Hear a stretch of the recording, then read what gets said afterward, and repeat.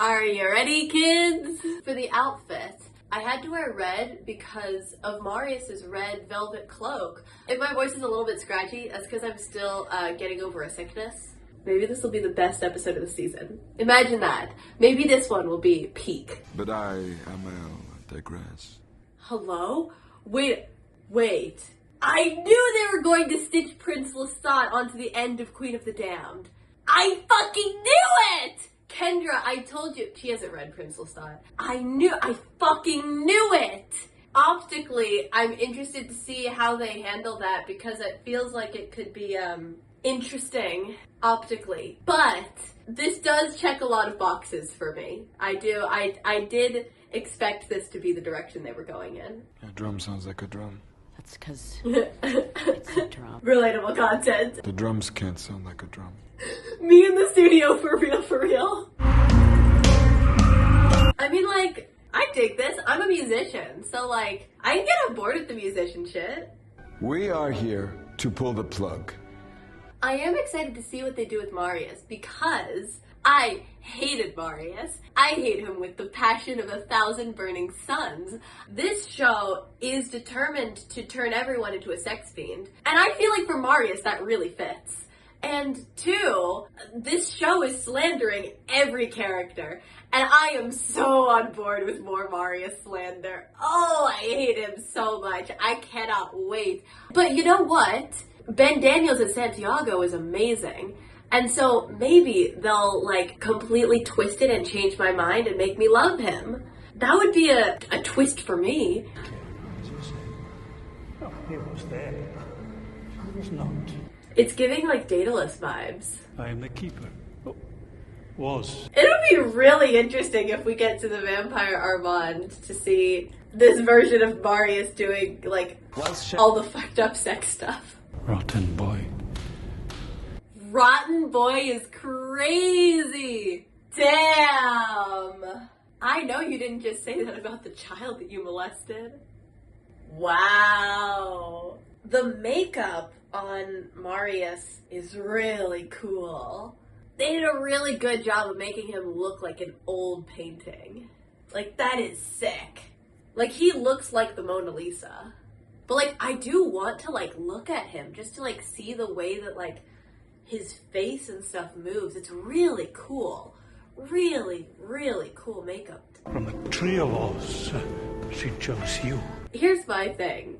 Because Lestat as a character has been so stripped down through this season, I don't understand why Akasha wants him.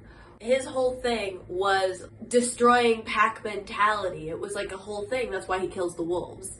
He is the wolf killer. He is the one who, you know, sees these systems, sees these like power structures and, you know, and the mindsets that form around them, and he destroys them. And that's why like Magnus chose him. I mean, that and his like physical appearance, but that's why Magnus chose him. And that's why Armand hates him, and that's like one of the things that Marius sees in him. And so it's interesting because when you take that element out of the character, I don't really know what's left. I don't want a job. I want to die. Relatable king. Lestat has a job? Yo, proletarian icon Lestat is what I've been saying. Do you remember a night when your body burned under the moon? Yes. Huh, it might have been cool to see. My mother and I were countryside. We ran ourselves into a bog. Oh. It's funny because that wasn't in the book. They wrote it in, kind of, but we didn't get to see it. That happened during this season, and we didn't get to see it. Why are the coolest parts of this season off screen? And now you know. I can't believe that the only character that they didn't, like, completely sex up was the actual sex offender. I mean, it's Anne Rice. There's a lot of sex offenders, but... I missed you, brother.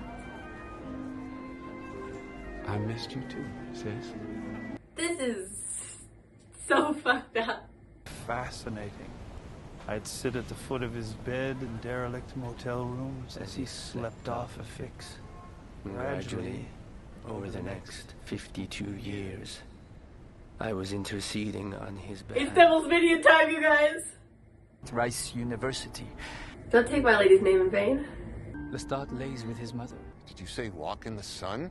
Yeah, no, so true. Let's give less attention to Lestat and Gabriella, please. Okay, let's do another. Okay, you know what? That feels like the actual character of the Lestat and Gabriella incest to me. That complicated love and affection and resentment that he acts on sexually. Listening to The Failures, album 49, side B. I know this song. Ah! Get your hands off her! Nope, and nope, and nope, and nope, and nope. Yeah. I hope you do feel disgusted with yourself. Jesus. Is she gonna grab his hand? Grab his hand. No? Okay. Did you scratch it? Scratched. Yeah. Gotta be careful with your records, bestie. Gotta be careful with your records. It's okay, sweetie. You can get a new one. It's okay. You have eternity to buy a lot of records, alright? Wait, what's the contact under? Thomas Pity, he's a whore. Me when 'twas a pity, she was a whore. Louis! It's Louis time! Guys, it's Louis time! Louis! It only took 5 episodes, guys! We finally get Louis and Lestat! But now it's all blurred. Lestat's like, what the fuck? Lestat's like, I thought I was fucked up. And he's like, I thought I had weird parental issues. She's like, oh fuck, not another one. Not again. You. I look like her. I look just like her, don't I? And she had a heart murmur, you don't. But I look like her. Is that all we get? Oh, but I was so, that was like my favorite scene in 2 episodes. You can feel it off me like one of your souvenirs. That's fun. You can't peel it off me like one of your souvenirs. That's fun. Yeah, she's reading down. My problem is that after 5 episodes, I haven't developed an emotional connection to Lestat, our main character, which is so funny because, and like kind of tragic, because I did develop that emotional attachment to him in seasons 1 and 2, even though he was a much more despicable character. You know, they weren't afraid to let him be a monster, and I think that made him a more vulnerable character in a lot of ways. It takes a lot of guts to let someone see you at your worst. Seasons 1 and 2 showed you this man at his worst, and yet, you know, you still wanted to see what he did next, or wanted to know, you know, where this was going to go, what he was going to do. In this season that focuses on him, I think it's a shame that it's the one season of the show so far where I don't have that emotional connection, and you know, I mean, there are moments where it comes through here and there because I have like a very deep emotional connection to Lestat in the books, different than I do in the show. Like, to me, I separate the Lestat from seasons 1 and 2 from the Lestat from the book very, very heavily. They are just very different. They're just 2 different characters. And there are a few moments here and there, because they have shared plot points, where that Lestat that I loved and that I care so deeply about in the books, you know, my emotional attachment to him comes through, and so, you know, so there are scenes where I'm able to, you know, feel, you know, deeply upset and hurt and you know, and I think that's one of the reasons why, you know, like I had such a visceral reaction to episode 3, was because that was the episode where it was playing on that attachment that I have to Lestat in the books, where because there was so much of the book that came to life in that episode, that when they, you know, then go and they do, you know, the rape scene, like I was watching my baby getting destroyed, you know, while hearing about Claudia, and I adore Claudia so much. Like I had such a visceral reaction to it.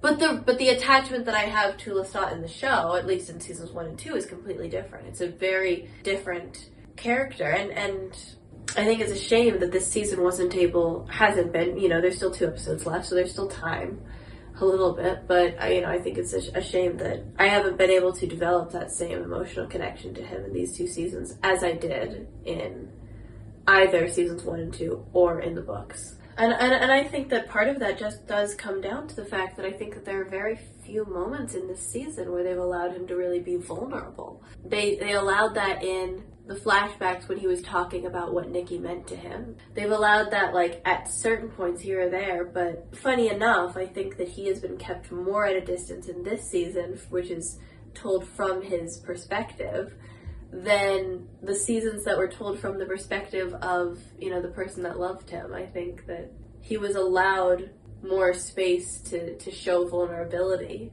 even when, filtered through the perception of someone else. There's this level of, like, emotional dishonesty that I think is just hard for me to cut through, because, seasons 1 and 2, say what you will about their version of Lestat, and you can say a lot of things about their version of Lestat, and, he is a monster. He is a monster, but he is allowed to be emotionally honest in his monstrosity. Where it's difficult for me here, because he's kept so much at arm's length, that, the moments where things do hit him and, like, hurt him and wound him, it's harder for me to connect with it. At this point, 5 episodes in, I still don't know who this version of Lestat is. Like, I couldn't tell you. I don't have a solid read on his characterization yet. And maybe that's something that will crystallize within the last 2 episodes. By episode 5, I should, even if the character is lying to themselves and is supposed to be, like, lying to us, I think that by episode 5, I should have more of a read on who he is as a person. I want to connect to him. I want to understand him. But I just feel like 5 episodes in, I don't. I think that this season is, in a lot of ways, mourning the flattening of subcultures. What is creation without community?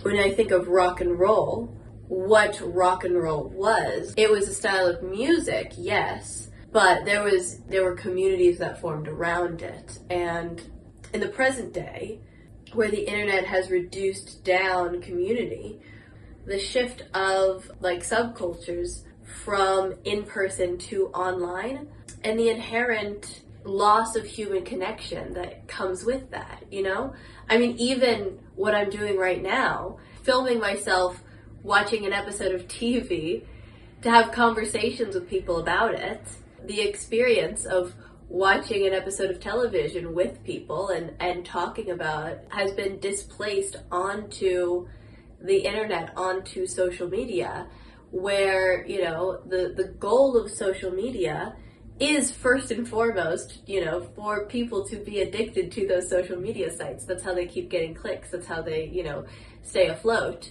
And so when your community is displaced onto a platform where you are both consumer and product, where you are both consumer and commodity, what that does to the human psyche and to a larger culture is something really interesting that I think that the show is struggling with. And I think that the show is very aware of it. I think that we all are on a, very, foundational personal level. And the show talks a lot about commodification and consumerism, because, again, I think it's aware of it. But I think that connection between, Lestat is an artist. He is, allegedly. But the version of Lestat that they're portraying, they're trying to show him as an artist. That question of art without community is a great thing to discuss when we're talking about vampirism, because, we're talking about loneliness. We're talking about that lack of connection, the inability to form connections, to form bonds, to form meaningful relationships. So I think that this is a good format to look at that and discuss that.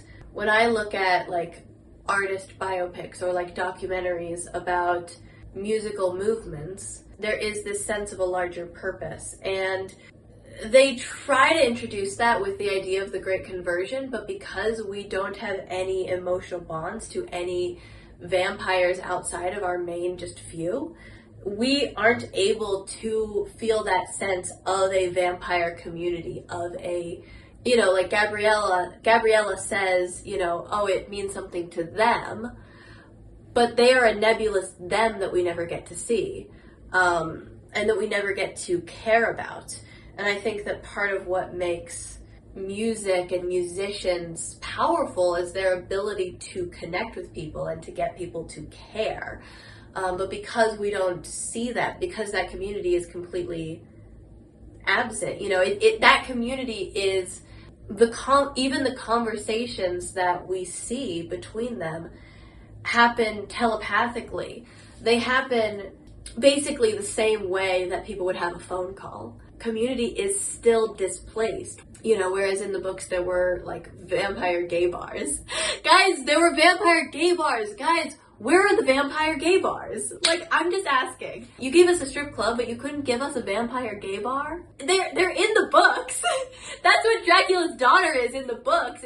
It's a vampire gay bar on in the Castro in San Francisco. That lack of community that, you know, is kind of a failure of adaptation in this book, because one of the major losses that you feel through Queen of the Damned is the vampire community, as it is at the beginning of the book, will never exist again. Setting that in the modern day, there's a power in that, and there's a resonance in that with like everything in our current, you know, social internet world. There is something interesting there, and there's something to be said. But because we don't have that sense of community, I think that you don't feel that loss. You just feel the emptiness.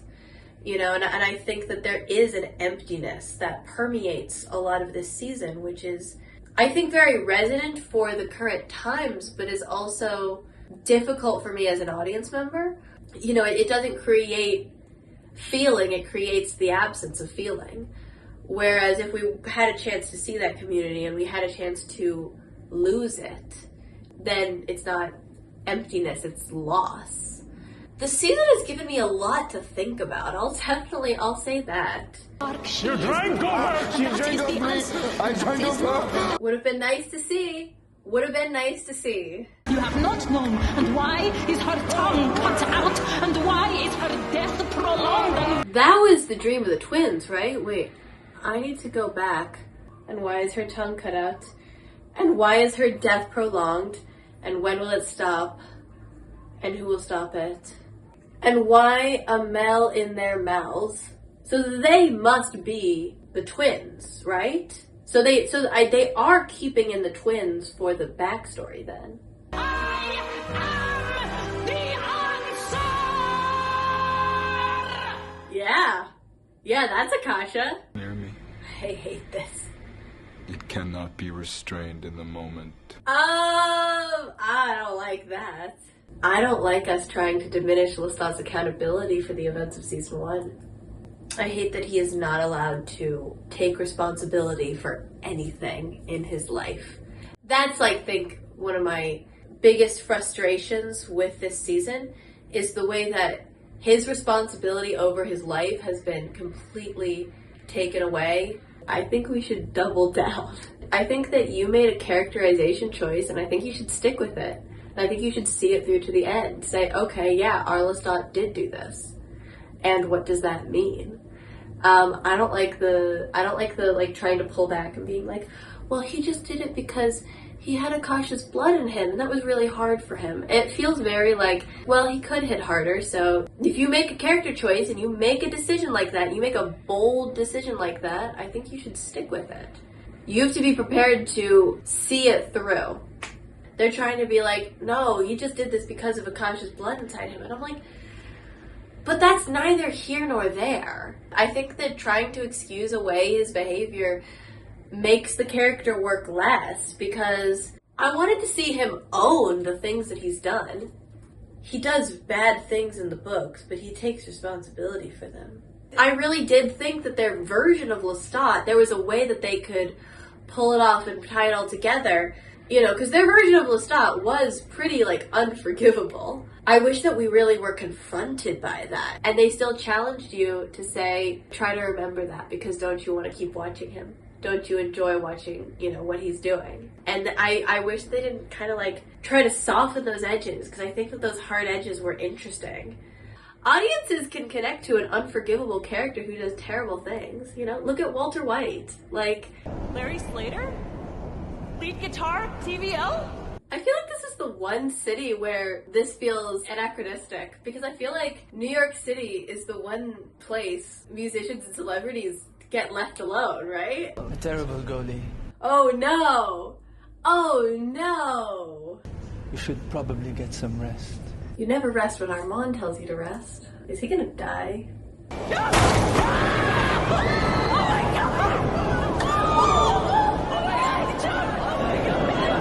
That's fucked up. So fun. I do love Gremlin Armand. Let's get ready for watch 2. This is probably my second favorite episode of the season. I do enjoy this episode. I maybe enjoy is a strong word. No, I'm being nice. I'm being nice. This is my first time in 3 weeks that I haven't ended a reaction to the Vampire Lestat crying for one reason or another. There are interesting conversations to be had. I think a lot about, that flattening of subcultures in relation to this season. I think a lot about the body on screen and the way that the aesthetics of like rock music on screen are very drawn from fascist aesthetics on film. And you see a lot of parallels being drawn backwards. Taika Waititi will talk about like the filmed footage of like World War II Germany, and he'll be like, it was Beatlemania, you know, or you'll have like David Bowie making Misguided. We'll call them Misguided, you know, saying like Hitler was the first rock star. Like you have people who they'll impose rock onto like fascist aesthetics, in particular like Nazi aesthetics, but fascist aesthetics in general.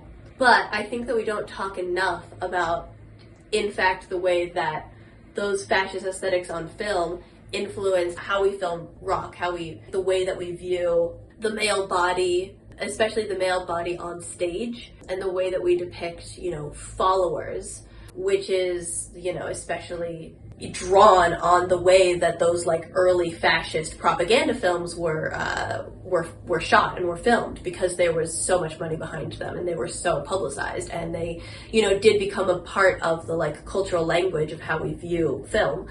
And I think that, you know, we don't bring that forward into the present enough. But the other thing that the show does really interesting is, you know, this show is very embodied. The body is portrayed very vulnerably, you know, historically very tied with femininity and very tied with like womanhood, and you know, the fact that like melodrama and pornography and horror often feature a female body in distress, or a female body as its subject. And I think that the interplay between the way that the male body is glorified through the aesthetics of rock, and also made the subject of distress and made the subject of vulnerability, I think is really interesting. So those are the two things that I think about a lot, are like the body on stage versus the body on screen, and the way that they clash against each other, and how they inform each other.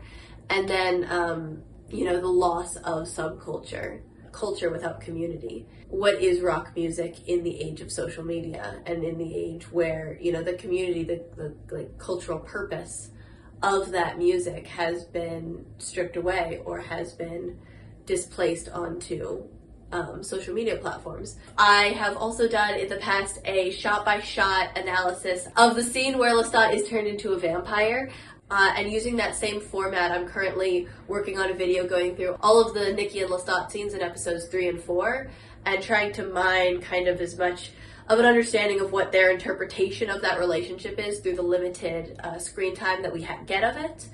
And I will be reacting to all of the episodes of this season as they come out, and then after that I am planning to go back and do much deeper dives into seasons 1 and 2, which I'm very, very much looking forward to, because, you know, I mean, season 1 of Interview with the Vampire really did make me fall in love again with the medium of film.